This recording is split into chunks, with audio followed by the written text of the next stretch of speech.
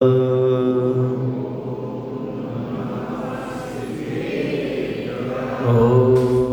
नमः सिद्धेभ्यः।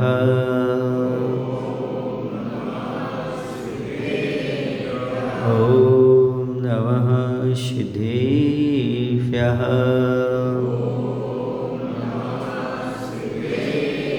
नमः श्रीवर्धमानाय निर्धूतकलिलात्मने सालोकानां त्रिलोकानां यद्विद्यादर्पणायते यद्विद्यादर्पणायते।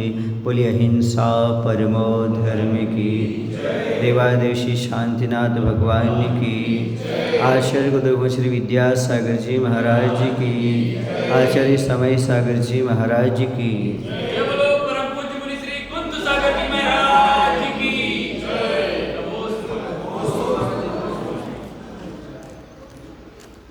संसारी प्राणी को दुनिया में सबसे प्रिय वस्तु क्या है?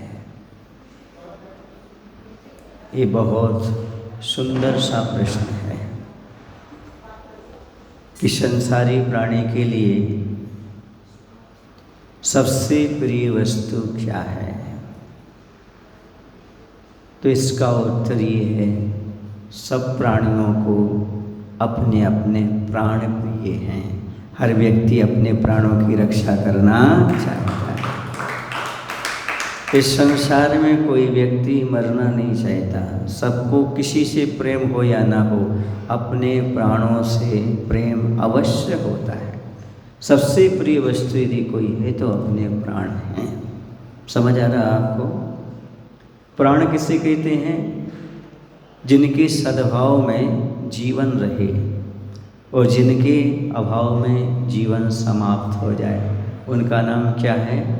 प्राण है। प्राण कितने होते हैं? मुख्य रूप से 4 होते हैं। कितने होते हैं? 4 के भेद हो जाते हैं तो 10 हो जाते हैं। ठीक है ना? इंद्रिय प्राण, ठीक है, मन प्राण, आयु प्राण और श्वासोच्छ्वास। ठीक है। इंद्रिय के 5 भेद हो जाते हैं, बल के 3 भेद हो जाते हैं, मन, वचन और काय बल। ठीक है ना? एक हो जाता आयु और एक हो जाता श्वासोच्छ्वास। इस प्रकार के 5 और 3 8 और 2 10। 5 इंद्रिय, ठीक है, 3 बल, मन, वचन, काय बल हो गया, आयु और श्वासोच्छ्वास। इस प्रकार के 10 प्रकार के प्राण होते हैं। ये सभी को अपने 10 प्राण प्यारे होते हैं। कम से कम कोई भी जीव होगा, एक इंद्रिय भी होगा तो उसके 4 प्राण तो होंगे ही होंगे। एक इंद्रिय होगी, है ना, और काया होगी, कायबल होगा, है ना। इसके साथ ही सब आयु और श्वासोच्छ्वास होगी। तो कम से कम 4 प्राण तो प्रत्येक जीव, चाहे जल का है, वायु का है, वनस्पति, इनके भी 4 प्राण तो होते हैं। समझ गए? इस प्रकार से ये प्राण ही सबको प्रिय हैं। चाहे वह एक इंद्रिय हो, चाहे पंचेंद्रिय हो, चाहे देव हो, चाहे नारकी हो, चाहे मनुष्य हो, सभी जीवों को अपने प्राण प्रिय होते हैं। समझ गए ना? हाँ। इसलिए प्राणों की रक्षा करना चाहिए। अपने प्राणों की भी रक्षा करना चाहिए और दूसरे के प्राणों की भी रक्षा करना चाहिए। ये मायना है समझने का। पढ़ने का मायना क्या है? किसी की प्रिय वस्तु को नहीं लेना चाहिए। समझ आ रहा? कि कोई किसी को देना भी नहीं चाहता। कोई अपने प्राण देना चाहेगा क्या? कोई नहीं देना चाहता। इसलिए कभी किसी के प्राणों के प्यासे नहीं होना चाहिए, अर्थात जीव हिंसा से बचना चाहिए। दुनिया में प्रत्येक व्यक्ति को यदि सबसे प्रिय चीज़ है तो उसके प्राण हैं। इसलिए हमें कभी किसी के प्राणों का उपयोग नहीं करना चाहिए, अर्थात जीव हिंसा से बचना चाहिए। यही जिनवाणी का सार है। भगवान महावीर का यही संदेश है, जियो और जीने दो। स्वयं भी जियो और दूसरों को भी जीने दो। स्वयं भी अपने प्राणों की रक्षा करो और दूसरे जीवों की भी प्राणों की रक्षा करो। दया, धर्म और अहिंसा धर्म का पालन इसी के माध्यम से हुआ करता है। और जैनी के कुलाचार में, जैनी किसे कहते हैं, जैनी के 3 चिन्हों में 2 चिन्ह इसी चीज को इंगित करते हैं, छान कर पानी पीना और रात्रि भोजन का त्याग करना। ये किसके लिए है? मात्र जीवों की रक्षा के भाव, दूसरे के प्राणों की रक्षा के भाव, 6 गाय के जीवों की रक्षा हो। रात्रि भोजन क्यों नहीं करते? रात्रि में दिन की अपेक्षा बहुत सारे जीवों की उत्पत्ति हो जाती है। सूर्य के प्रकाश में सूक्ष्म जीवों की उत्पत्ति नहीं होती, लेकिन रात्रि में अधिक हो जाती है जीवों की उत्पत्ति, और एकदम नेत्र स्पष्ट काम नहीं करते। लाइट होने के बाद भी स्पष्ट नेत्र काम नहीं करते, इसलिए जीवों की प्रार्थना से बच नहीं सकते। रात में खाने से अच्छे से पाचन भी नहीं होता, समझ गए ना। और रात में खाने से कहते राक्षसी वृत्ति आती है, पढ़ाई में मन नहीं लगता, बहुत सारे रोग होते हैं, इसलिए रात्रि में भोजन नहीं करना चाहिए। यदि स्वस्थ रहना चाहते हो, पवित्र रहना चाहते हो, और धर्म का पालन करना चाहते हो, अच्छे से पढ़ाई में मन लगाना चाहते हो, तो रात्रि भोजन का त्याग कर देना चाहिए। क्योंकि जैसे आपको अपने प्राण प्रिय हैं, वैसे प्रत्येक जीव को अपने प्राण प्रिय हैं। ऐसा मत करो अपने प्राणों की रक्षा के लिए दूसरे के प्राणों को नष्ट करो। ये कहाँ का औचित्य है? ये कहाँ का धर्म है? ये कौन सा ज्ञान सीख लिया लोगों ने, दूसरे के जीवों को घात करके और अपने प्राणों को बचाना? ये गलत है। इस चीज़ को समझने की आवश्यकता है। इसलिए जैसे बने वैसे क्या करो? दूसरे के प्राणों की रक्षा करो। एक बात और मैं आपको बता दूं अच्छी तरह से, टेंशन देना और लेना भी हिंसा है। अब आप पूछेंगे मगर इसमें कौन सा जीव मर रहा है? यदि हम तनाव लेते, टेंशन लेते तो कौन सा जीव मर रहा है? भैया तनाव और टेंशन से कई बार अटैक आ जाता है, समझ रहे? अटैक ना भी आए तो अभी हमने आपको 10 प्रकार के प्राण गिनाए, 5 इंद्रिय, 1 मन, आयु और 3 बल, मतलब उसमें मन बल, ठीक है ना। और उसमें आयु और स्वास्थ्य। अब मन बल है कि नहीं? यदि टेंशन करो तो मन पर घात होगा कि नहीं होगा? मन का घात होगा कि नहीं होगा? बोलो।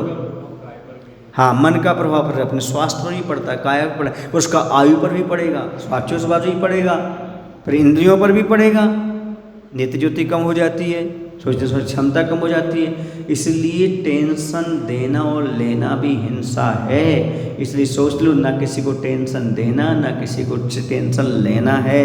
हमें खुश रहना है और दूसरों को खुश रखना है। परिवार में हो, समाज में हो, अपने द्वारा टेंशन नहीं होना चाहिए, तनाव नहीं होना चाहिए। ऐसा कोई कार्य नहीं करेंगे कि समाज तनाव में आ जाए, परिवार तनाव में आ जाए, बल्कि वो भी खुश रहें और हम भी खुश रहें। हिम्मत न हारिए, प्रभु न विसारिए, हंसते मुस्कुराते हुए जिंदगी गुजारिए। यदि ऐसा इरादा बना के चलते हो तो समझ लेना आप अपने जीवन में धर्म का पालन कर रहे हो। ये भी धर्म का पालन है।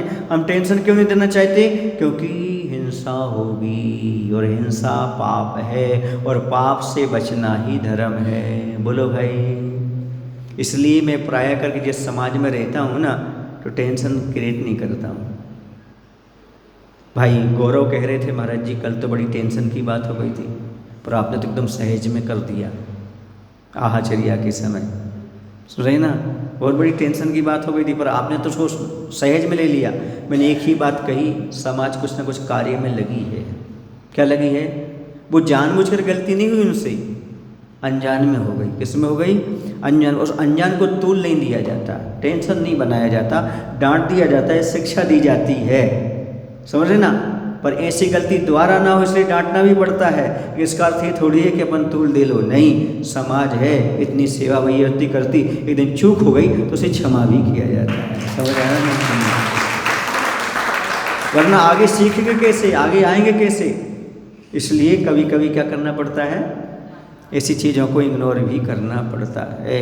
इतना बड़ा कार्य, इतनी सारी चीज़ें हैं, तो थोड़ा सा देखना पड़ता है। एक गांव की बात है, आपको बता रहा हूँ। वैसी बातें पर्सनल हैं, पर ये आपसे बता सकता हूँ। और तारादेही गांव की है। दमोह जिले में एक गांव है। आचार्य भगवंत जब हम और पूज्य पुष्पदन सागर जी को पहली बार चातुर्मास के लिए कहीं भेजा था तो तारा देवी भेजा था। वहाँ पर हम पहुँचे। वहाँ पर कहीं इस मोहल्ले में चौका था, कभी उस तरफ था, कभी इस तरफ था, ऐसे बहुत सारे चौके लगते थे, है ना। यह शहर होने से थोड़ा सा गड़बड़ी हो जाती है, घर भी नहीं है आसपास। तो वहाँ पर जोकर कि जहाँ तहाँ पहुँच जाते थे। तो क्या हुआ, जैसे हम आहाचर्या को निकले, सुनना अच्छी तरह से, मुनि बनना सरल है और मुनि बन कर के वस्तु चीज़ को समझ करके दया का पालन करना, अहिंसा का पालन बहुत कठिन होता है। अब जैसे हम आहाचर्या को निकले और निकलते थोड़े से आगे गए, एक गाय दौड़ करके आई और आने के बाद वो मेरे पास से इतने करीब से निकली कि उसकी पूंछ हमें टच हो गई, ठीक है ना, वो निकल गई। अब मैं सीधा चला गया और जा कर के चौके से देख करके लौट करके आ गया। आने के बाद अंजलि छोड़ करके और बैठ गया। सुने ना, लोगों ने आकर के कहा महाराज जी आपकी विधि नहीं मिली क्या, क्या हो गया? मैंने कहा वो बताने की बात नहीं है। नहीं महाराज जी हम लोग समझेंगे कैसे? हमने कहा आपकी विधि मिल रही थी, सब अच्छा था, पर मेरा ही कर्म का उदय था। ऐसे कैसे था महाराज आप बताओ ना। हमने कहा वहाँ से गाय निकली थी, है ना, उसकी पूंछ में कीचड़ था। क्या था? वो स्पर्श कर गई और पंचनेत्र स्पर्श कर जाती तो अलाभ होता है। कहाँ है वो गाय? हमने कहा इसलिए नहीं बता रहे थे आपको। क्यों नहीं बता रहे? तो अभी गाय को पिटाई कर दोगे, उसे ढूंढो हुए कहाँ गई। इसलिए उसी समय तत्काल हमने निर्णय नहीं लिया। यदि उसी समय हम अंजलि छोड़ते तो अब गाय के पीछे पड़ जाते। अब वो गाय गई, काम बन गया अपना। अहिंसा धर्म का पालन करने के लिए बहुत कुछ माइंड चाहिए। क्या चाहिए? ऐसा नहीं कि आपने कहा मुनि बन गए तो कुछ भी बोल दो, कुछ भी कर दो, कुछ भी, वो तो है, लिखा तो है, लेकिन कभी कभी सत्य कहना भी झूठ हो जाता है और कभी कभी झूठ बोलना भी सत्य हो जाता है। उस समय तत्काल निर्णय ले लेते, हम घूमने नहीं जाते तो आप तत्काल एक्शन लेते। सुन रहे हैं आप लोग कि नहीं? तो ये दया धर्म का पालन करने के लिए ही है सारा चीज़। समझ आ रहा है आपको? उस समय पूरा पर विचार करना पड़ता है कि क्या गलत हो सकता है और क्या सही हो सकता है। अब वो कौन कर सकता है? जिसने स्वाध्याय किया हो, जो जानता हो कि यहाँ पर ऐसा करेंगे तो ऐसा साइड इफेक्ट ना हो जाए, ऐसा करेंगे तो साइड इफेक्ट ना हो जाए। समझ आ रहा ना आपको? मुनि बनना तो सरल है, पर मुनित्व को निभाना नहीं महाराज जी। मुनि बनना भी सरल नहीं और मुनित्व को निभाना भी सरल नहीं है, दोनों बातें। समझ आ रहा?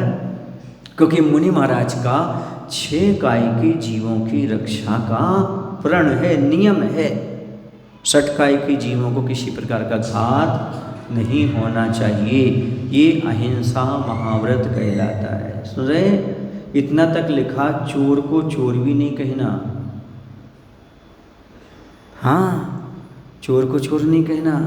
यदि किसी को आपने चोरी करते हुए देख लिया और आपने किसी को बता दिया चोरी कर रहा है, वो जाकर उसको डंडा मारेगा, फिर पुलिस में डाल देगा, तो जेल में डाल देगा, तो महाराज का ही धर्म नहीं है। चोर को भी चोर नहीं कहेंगे। समझ आ रहा? महाव्रत का पालन करने के लिए बहुत कुछ सोचना पड़ता है भैया, तब जा कर के व्रत का पालन होता है। प्राणियों की रक्षा कैसे की जाती है सोचने वाले। एक बार की बात है, एक मुनि महाराज जंगल में एक शिला पर ध्यान कर रहे थे, ठीक है। उस समय क्या होगा, उस समय वो ध्यान नहीं कर रहे होंगे, ध्यान करते रहते थे, वहाँ बैठे थे। इतने में वहाँ से एक हिरण निकला महाराज के सामने से, और हिरण निकल कर के इस तरफ चला गया। बड़ा परेशान था वो हिरण, हारा थका सा और भागता चला जा रहा था। महाराज ने देखा, समझा। महाराज को बहुत जल्दी समझ में आ जाती कोई चीज़, समझ गए। और पीछे से शिकारी आ गया हिरण का पीछा करते करते। उसने महाराज से पूछा, महाराज ये तो बताओ यहाँ से हिरण निकला क्या? तो महाराज खड़े हो गए और बोले, जब से मैं यहाँ खड़ा हूँ तब से कोई हिरण नहीं निकला।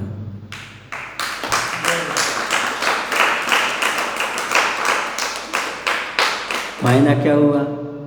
झूठ नहीं बोला, बैठी थी तब तो निकला था, हैं?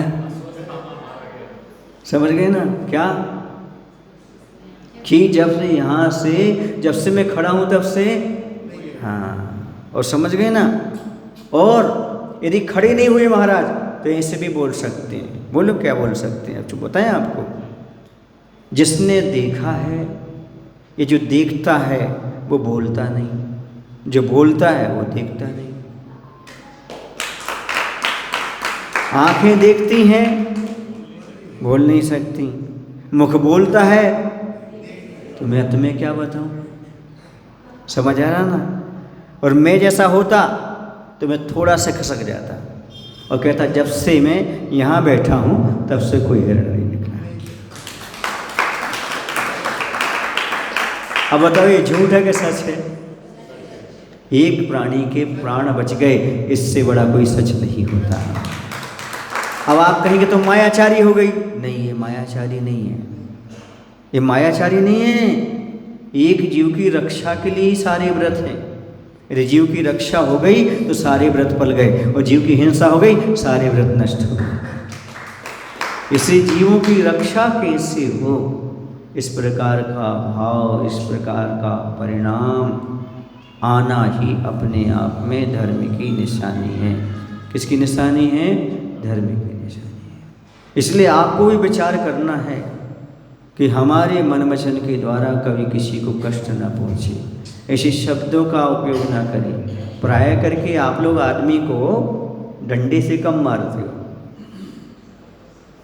गोली से तो मारते ही नहीं हो, पर बोली से हाँ बहुत खतरनाक घाव करता है।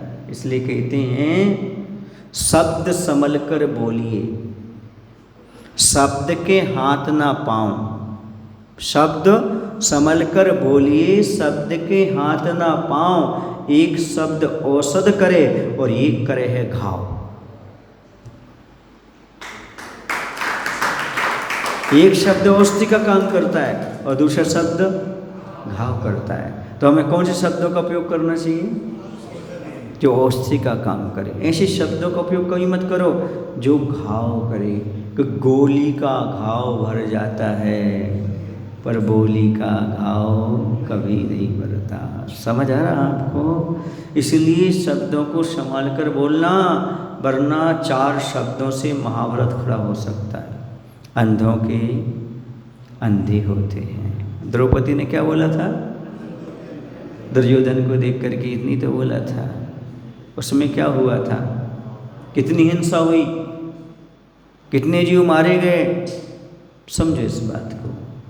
आपकी बोली युद्ध को करा सकती है और आपकी बोली होते हुए युद्ध को समाप्त भी कर सकती है। हमारी वाणी से समाज टूट सकता है और हमारी वाणी से समाज जुड़ सकता है। हम जैसा चाहें वैसा काम कर सकते हैं, पर इनका दुरुपयोग मत करो। जो भी तुम्हें मिला है तन मन वचन धन, इसका क्या करो? सदुपयोग करने का प्रयास करो। जीवों के प्राण सबसे प्रिय हैं, इसलिए उन प्राणों की रक्षा का भाव अपने जीवन में बना करके रखो। कुछ सुरक्षित रखो या न रखो, लेकिन अपने और दूसरे के प्राणों को सुरक्षित रखने का प्रयास करो। मैं आपको इतिहास में ले चलता हूँ। बहुत प्रसिद्ध हुआ है, जो कि अहिंसा व्रत में प्रसिद्ध हुआ। उसका नाम था यमपाल चांडाल। चांडाल भी व्रत में प्रसिद्ध हुआ, यमपाल चांडाल। कभी आपने उनकी कहानी सुनी होगी, सुनी होगी तो दोबारा सुन लेना, और नहीं सुनी हो तो पहली बार सुन लेना। काशी नगरी में एक पाक शासन नाम का राजा रहता था। वहाँ पर कोई ऐसी स्थिति थी कि राजाओं से ऐसी प्रथा चल करके आ रही थी कि जैसे ही नंदीश्वर पर्व आएगा, अष्टांग का पर्व आएगा, उस समय 8 दिन तक कोई भी मांस नहीं खाएगा। जो खाता हुआ पकड़ा जाएगा उसे राजा सजा देंगे, ऐसी घोषणा रहती थी। यानी 8 दिन तक सब मांस का त्याग कर देते थे पूरे राज्य में। बहुत बड़ी बात है, 8 दिन तक कोई जीव हिंसा नहीं करेगा, किसी जीव को नहीं मारेगा, ऐसा नियम था। नियम के अनुसार अष्टांग का पर्व उन्होंने यही भी कह दिया। अब यहाँ पर कहानी में 2 बातें मिलती हैं। कहीं कहीं मिलता है राजा का बेटा ही था, कहीं कहीं मिलता है सेठ का पुत्र था। अपन तो उसके नाम से चलते हैं। उसका नाम धर्म नाम रखा था। क्या नाम था? धर्म। उसने क्या किया, नगर में तो कुछ नहीं किया, नगर के बाहर एक उद्यान था राजा का ही, वहाँ जाकर के उसने जीव को मारा और वहीं पर पका करके वो खा गया। अब चूंकि राजा का बेटा था सो किसी ने कुछ नहीं कहा। जब तक गुप्तचर नियुक्त सब तक नियुक्त थी, पर किसी को नहीं बताया। अब किसने मारा इसकी खोज करने के लिए गुप्तचर नियुक्त किए गए। तो जो उस उद्यान का माली था वह रात में अपनी पत्नी को बता रहा था कि देखो आज राजकुमार ने जीव को मार करके और राजा की आज्ञा को उल्लंघन करके कर लिया, पर कौन राजा से कहे? क्यों? क्योंकि उनका पुत्र है। कोतवालों ने ये बात सुन ली, तो सुन ली तो जाकर के राजा को बताई। राजा तो राजा होता है और जो न्याय प्रिय होता है वही लोकप्रिय होता है। अपराध कोई भी करे, हमारा बेटा है तो क्या हो गया, अपराध किया है, राजा आज्ञा का उल्लंघन किया है, उन्होंने तत्काल आदेश दे दिया कि इसे फांसी पर लटका दो, शूली पर लटका दो इसे।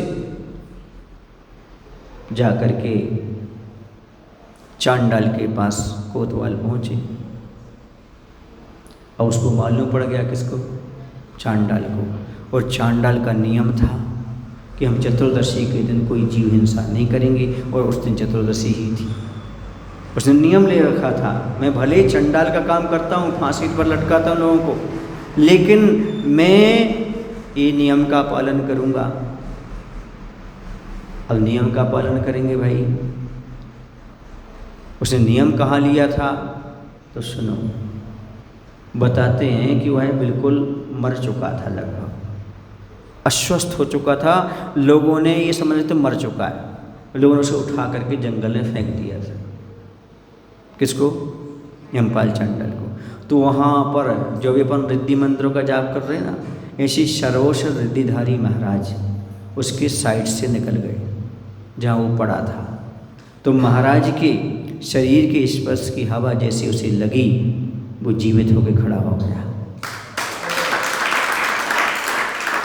बेहोश होगा, मरणासन्न होगा, उसका सारा रोग समाप्त हो गया। बताते उसे किसी सर्प ने काटा था। किसने काटा था? तो जहर उसके शरीर के अंदर था, लेकिन महाराज जैसे वहाँ से निकले तो जहर निर्विष हो गया।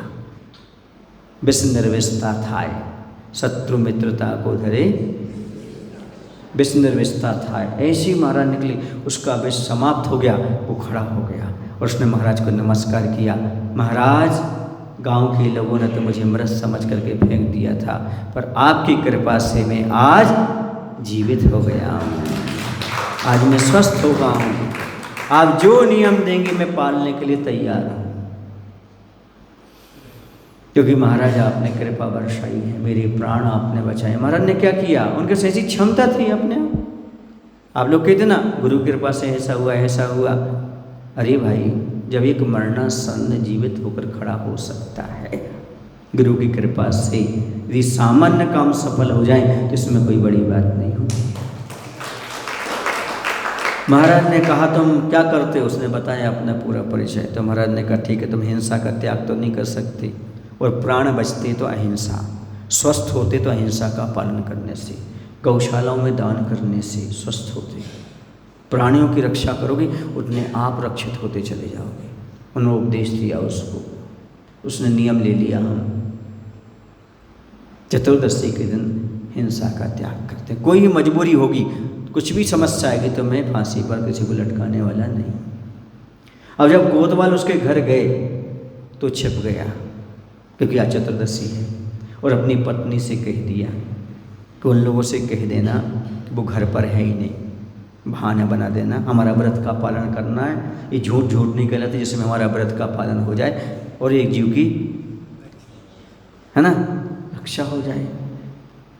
अब वो पत्नी ने बाहर आके बोल दिया कोतवालों से कि भाई जो आए थे ना वहाँ पर, कि पति नहीं है, बाहर गए हैं। तो ये समझ गए। कौन समझ गए? जो आए थे कि झूठ बोल रहा है। क्या करें? तो महिला को प्रलोभन देने के लिए क्या कहा? ओ, आज तो बड़ा दुर्भाग्य था यमपाल का। क्या दुर्भाग्य था? आज तो राजा के बेटे को सूली पर चढ़ाना है और खूब धन मिलना था, वस्त्र आभूषण मिलने थे, तो पत्नी की मुख में पानी आ गया। इतना सब मिलना है, गरीबी में जिंदगी कट रही है, रोने लगी। रोते रोते कहती है, क्या कहती है? रोते रोते बोलती है, हाँ क्या करें, उनका दुर्भाग्य था, अब कहाँ से आएंगे, कहाँ से आएंगे। और उनको इशारा करते थे, अंदर है, अंदर है। वो गए और जा कर के उसको पकड़ कर के लाए। उसने कहा, भैया मेरा तो नियम है। राजा के सामने भी कहा, मेरा नियम है। हाँ, चांडाल का कोई नियम होता है क्या? तुम्हारे तो काम ही है, ये कोई नियम लेके रखा है तुमने? गलत तुम्हारा नियम है। एक काम करो, इन दोनों के लिए। किसको? राजा के बेटे के लिए जिसने उसको मारा है, जीव को, उस दोनों के लिए एक काम करो, उसमें पैक करके बोरे में, और एक शिशुमार नाम का तालाब है, वहाँ मगरमच्छ है, उसमें फेंक दो। उन दोनों के लिए क्या किया गया? फेंक दिया गया। मगरमच्छ ने एक को खा लिया, एक को छोड़ दिया। किसको खाया? राजा के बेटे को। यमपाल चांडाल को देवताओं ने आकर के सिंहासन की व्यवस्था कर दी, पुष्पवृष्टि की। देवताओं के लोग द्वारा पूजा गया। कौन? चांडाल। इसलिए अहंकार मत करना। बड़ा वो है जो धर्म का पालन करता है। जाति से कोई बड़ा नहीं होता, धन से कोई बड़ा नहीं होता। बड़ा वो होता है जो अहिंसा धर्म का पालन करता है। उसने अहिंसा धर्म का पालन किया। उस चंडाल को भी देवताओं ने पुष्पवृष्टि की, सिंहासन का निर्माण किया। यह देख करके राजा को भी आना पड़ा। और राजा आए और कहते, धन्य है चांडाल तुम्हारा धर्म। चांडाल होकर के भी तुमने अहिंसा धर्म का पालन किया। उन्होंने खूब प्रशंसा की और अच्छे वस्त्र आभूषण उसको प्रदान किए, क्योंकि उसने जीवों के प्राण बचाने का एक दिन का संकल्प लिया। एक दिन जीव हिंसा नहीं करेंगे, ऐसे संकल्प के फल से ऐसा प्राप्त हुआ। समझ रहे आप लोग नहीं? तो आप लोग भी सोच लो आपको क्या करना है। दो चीज़ें होती हैं, एक होते हैं प्राण, दूसरे होते हैं प्रण। प्रण समझते हो? प्रण माने प्रतिज्ञा, नियम। हाँ, तो दोनों में कितना अंतर है? एक मात्रा का अंतर है। किसमें? प्राण और प्रण में। यानी प्राण की मात्रा ज़्यादा है और प्रण की कम है। वैसे ही प्राण वाले सभी जीव हैं, प्रण वाले बहुत कम जीव हैं। कुछ लोग ऐसे होते हैं जो प्राणों की रक्षा के लिए प्रण छोड़ देते हैं। कुछ ऐसे होते हैं प्रण की रक्षा के लिए प्राण छोड़ देते हैं। आप कौन से हो? सोच लो, विचार कर लो। जो प्रण छोड़ देते हैं प्राणों के लिए, उनकी दुर्गति होती है।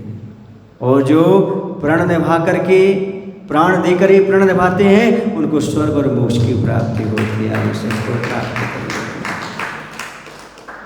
अधिकांश लोग हैं अपने प्राणों को बचाने के लिए नियम तोड़ देते हैं। डॉक्टर ने कहा था बाद में प्रायश्चित लेना, तोड़ दो।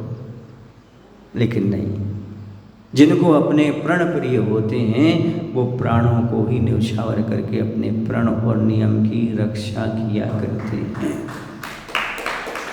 देखो ना, 84 लाख योनियों में मात्र मनुष्य पर्याय है जिसमें आप प्रण निभा सकते हो। महाव्रत कहाँ धारण किया जा सकता? मनुष्य पर्याय। त्रियंच में अणुव्रत मात्र, ये दुर्लभ है।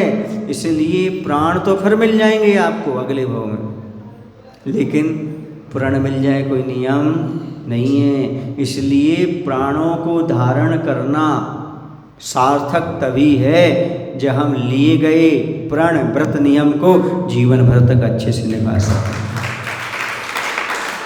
वरना प्राणों की क्या महत्वता है? प्राण क्यों धारण करेगी?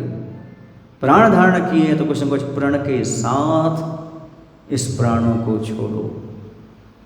बिना प्रण के शरीर को मत छोड़ो, कुछ ना कुछ नियम जीवन में पालन करो। याद रखो, प्रण छूट गया तो दोबारा मेरी जरूरी नहीं, प्राण छूट जाए तो अंतर्मुद्वा दूसरी पर्याय मिल जाएगी। बोलो ना भाई, मिलेगी नहीं मिलेगी? मिल जाएगी कहीं ना कहीं। इसीलिए अपने लिए गए प्रण प्रतिज्ञा का प्राण प्रिय समझ करके उसका क्या करो, पालन करना चाहिए नियम लेकर के। अब कुछ भी हो जाए पर हम अपना नियम तो तोड़ने वाले नहीं हैं। अब देखो, रोज हिंसा करता था वो यमपाल चांडाल, एक दिन का मात्र नियम चतुर्दशी का, लेकिन परीक्षा के समय पास हुआ वो। कब हुआ? परीक्षा के समय चांडाल होकर के भी वह परीक्षा के समय प्राण देने तैयार है, लेकिन नियम तोड़ना तैयार नहीं है, तो देवता उसको प्रणाम करने तैयार नहीं है। जो प्राणों की चिंता ना करते हुए प्रण का नियम का पालन करते हैं, उनकी रक्षा देवता भी किया करते हैं। इस बात को हमेशा याद रखना। इस तो मैंने कहा था, आपके पंचकलनक में मनुष्यों ने नहीं, प्रकृति नहीं, देवताओं ने भी आपका सहयोग किया है। क्योंकि जहाँ भी धार्मिक अनुष्ठान होता है, जहाँ भी नियम धर्म को पालने वाले होते हैं, वहाँ पर देवता नियम से कुछ ना कुछ अच्छा करते हैं, चमत्कार घटित करते हैं। किसी को किसी प्रकार की कोई चोट नहीं आई, कोई लड़ाई झगड़ा नहीं हुआ, कोई तू मैं नहीं हुई। बोलो ना भाई, ये सब कहीं ना कहीं तो अतिशय मान करके चलो, आपको पंच करना चाहिए। क्यों? क्योंकि आप दृढ़ प्रतिज्ञ थे, मुझे करना है सो करना है, अब जैसा हो तो हो, जैसा हो तो हो। हमें आचार्य भगवंत का एक संस्मरण याद आता है। एक जगह विहार करते हुए चले जा रहे थे, तो पहाड़ों के बीच में से गुजरना हो रहा था। रोड तो थी, आजू बाजू में पहाड़ थे बहुत सारे। तो क्या था, आचार्य से अपन कुछ बोलो, इसलिए नहीं बोलते थे, कुछ अपन को मालूम नहीं, पर इसलिए कि आचार्य से कुछ नई चीज़ मिलेगी, नई चीज़ मिलेगी। तो आचार्य से बात करने भी मिलती थी, नई चीज़ भी मिलती थी, और थोड़ा सा कभी कभी उज्जवल विनोद भी हो जाता था। तो बहुत बड़े बड़े पत्थर दिख रहे थे, तो मैंने कहा आचार्य से, देखो यहाँ कितने बड़े बड़े पत्थर हैं। आचार्य से कहते, हाँ इतनी बड़ी बड़ी फैली चट्टानें हैं कि पूरा संघ भी एक चट्टान पर आ सकता है, इतनी बड़ी बड़ी चट्टानें। फिर थोड़ी और आगे बढ़े तो आचार्य से बोलते हैं, देखो अच्छे से चिंता सुनना, आचार्य का क्या बोलते हैं, लोगों को चट्टान दिखते हैं, पत्थर दिखते हैं, पर इसमें जीव हैं ये बहुत कम लोगों को दिखाई देता है। पृथ्वी का एक जीव है, ये बहुत कम लोगों को दिखाई देते हैं। सोचो आप, उस मार्ग पर चलते हुए पत्थर को देखते हुए, सब देखते हुए, क्या दिखाई दे रहा है उसमें? इसे बोलते हैं भेद विज्ञानी, इसे कहते हैं अहिंसा धर्म के मसीहा। जिनकी दृष्टि हमेशा यहाँ जीव तो नहीं है, जीव की पहचान किए बिना धर्म का पालन नहीं हो सकता भैया। जीव की उत्पत्ति कहाँ होती, जीव कहाँ रहते, कैसे रहते, ये नहीं जानेंगे हम, तो फिर हम संयम पालेंगे कैसे? 6 काय के जीवों की रक्षा करेंगे कैसे? बोलिए कि जैन साहब, कैसे समझेंगे? यदि ये नहीं जानेंगे इसमें कौन से जीव हैं, कैसे जीव हैं, तो रक्षा कैसे करेंगे? इसलिए ज्ञान होना भी जरूरी है, कहाँ कैसे जीवों की उत्पत्ति हो सकती, कहाँ जीव है, कैसे हैं। आचार्य भगवंत तो जब भी चलते थे, कहीं भी चलते थे, किसी मार्ग पर चलते थे, तो उनसे जब भी बात करो तो ऐसा लगता था वो हर क्षण मोक्ष मार्ग पर चल रहे हैं। इसी मार्ग पर चलते हुए मोक्ष मार्ग ही उनका हमेशा बना रहता था। प्राणियों के प्रति रक्षा, दया का भाव, ये अपने आप में बहुत उत्कृष्ट चीज़ है। अपने प्राणों की रक्षा करते हुए दूसरे के प्राणों की रक्षा की बात, अपनी सुरक्षा करते हुए दूसरे की सुरक्षा की बात, ऐसा तो आप भी करते हो, पर जिनसे मोह है उनकी करते हो। बुरा नहीं मानना, ये भी आप भी करते हो, अपने प्राणों के साथ अपने लोगों के प्राणों की रक्षा, अपने साथ अपने लोगों की सुरक्षा। लेकिन क्या सारे जीवों के प्रति सोचा आपने? जैसा आपका भाव अपने परिवार के प्रति है, अपने बच्चों के प्रति है, ऐसा क्या प्रत्येक जीव के प्रति है? यदि वैसे ही प्रेम, वात्सल्य, रक्षा के भाव आ जाए तो मैं कहता हूँ अहिंसा धर्म घटित हो जाए।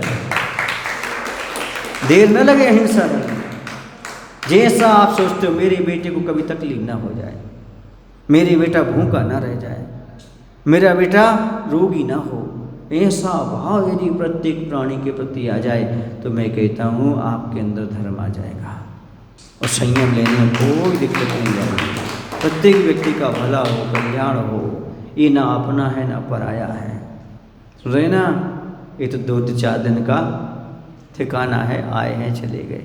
समझ आ रहा? ये भाव अपने जीवन में आना चाहिए कि प्रत्येक जीव को अपने प्राण प्रिय हैं, इसलिए मुझे दूसरे के प्राणों की रक्षा करना ये मेरा परम धर्म है, परम कर्तव्य है।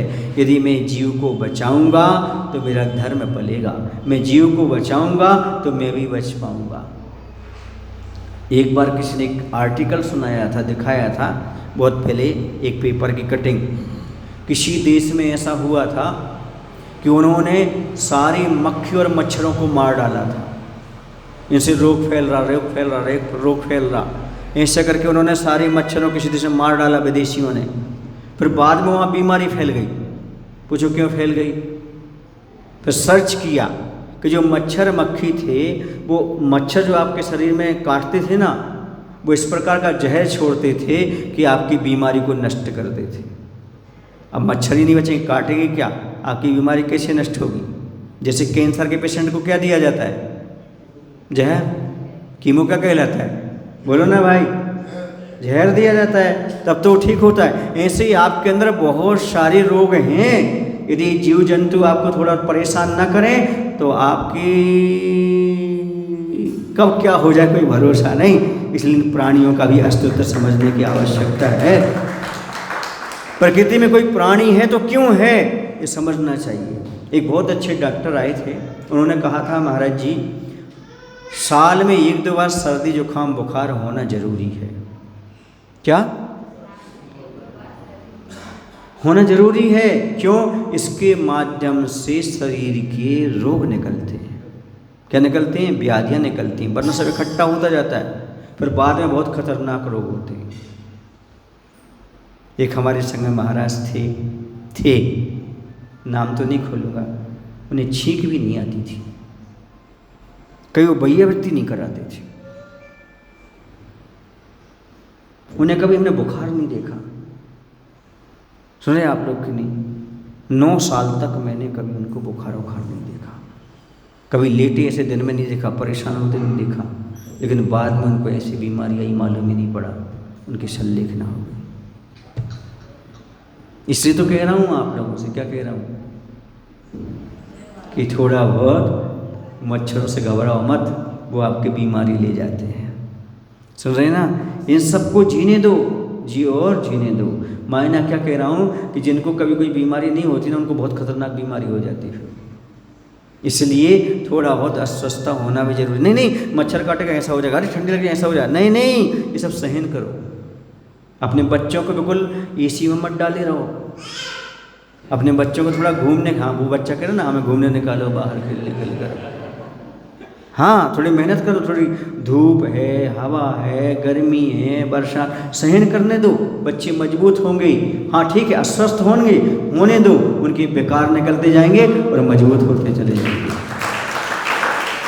किसान के बच्चे देखो ना, किसान के बच्चे देखो खेत में काम करते हैं, छोटे छोटे बच्चे भी सब जगह तो सारे काम करते हैं, वो स्वस्थ रहते हैं। उनकी महिलाएं देखो 80 के बाद भी तन के चलते हैं, और आपकी महिलाएं देखो 20 के बाद 30 के बाद क्या है, कुछ करना ही नहीं चाहते, सुविधा में जी रहे हो, सुविधा में रह रहे तो कैसे काम चलेगा। समझ आ रहा है आपको कि नहीं? हाँ, ये शक्ति आती है। मुनि महाराज क्या करते हैं? सर्दी गर्मी बरसात को सहन करते हैं तो उनमें ताकत और एनर्जी अपने आप बढ़ती चली जाती है। नेचुरल चीज़ है। आज इसने एक बार कहा था तुम लोग कोई भी प्योर चीज़ नहीं खाते, आपने आज तक सब्जी प्योर नहीं खाई, आपने फल आज तक प्योर नहीं खाया। पूछो क्यों? या तो नमक डाल के खाया या मीठा डाल के खाया, प्योर कहाँ खाया तुमने? बोलो, सब्जी बनेगी तो और कोई चीज़ होगी तो मिर्ची है ना, कई चीज़ मिला करके, प्योर क्या चीज़ खाई। आज जैसे कहते थे प्योर खाने का आनंद ही अलग होता है। क्योंकि आचार्य ने नमक लेते थे ना मीठा लेते थे, प्योर, इस प्रकार का। समझ आ रहा है आपको? इसलिए कह रहा हूँ थोड़ा सा अपने प्राणों की रक्षा भी करो और दूसरे के प्राणों की रक्षा भी करो, सावधानी रखो ताकि आप धर्म का पालन कर सके। सबको अपने अपने प्राण प्रिय हैं, इसलिए आप भी स्वतंत्रता से जियो और दूसरे को स्वतंत्रता से जीने दो। इसके साथ इतना और कहूँगा मैं, अपने परिवार में अपने अधीनस्थ जो हैं उन्हें दबा के मत रखो, चाहे वह बहू हो चाहे वह सास हो, सुन रहे ना, अधीन मत रखो। नहीं तो तुम्हें कौन पालेगा, कौन रखेगा, कौन करेगा, ऐसे ताने वाने मत दो। उसको टेंशन होता तो फिर हिंसा होती है, बातों से भी बहुत बड़ी हिंसा होती है। इसलिए जैसे बने वैसे, किसी को डांटो मत, नहीं, हाँ समझाओ पर दबाव मत डालो। दबाव से उनको दुखी होते तो बददुआएं निकलती तो घर परिवार में सुख समृद्धि समाप्त होती है। इसलिए एक दूसरे को संभाल करके चलो और दया धर्म का पालन करो। बोलो महावीर भगवान की जय। आचार्य गुरुदेव श्री विद्यासागर जी महाराज जी की जय। हे प्रभु, हम सभी स्वयं भी अपने प्राणों की रक्षा कर सकें एवं मेरे माध्यम से मन वचन काय से जानबूझ करके किसी जीव को कोई कष्ट ना पहुँचे, कोई जीव मेरे द्वारा आहत ना हो, किसी को मेरे द्वारा कोई टेंशन, कोई विकल्प उत्पन्न ना हो, ऐसी शक्ति, ऐसी बुद्धि देने की कृपा करो। नमोस्तु भगवान।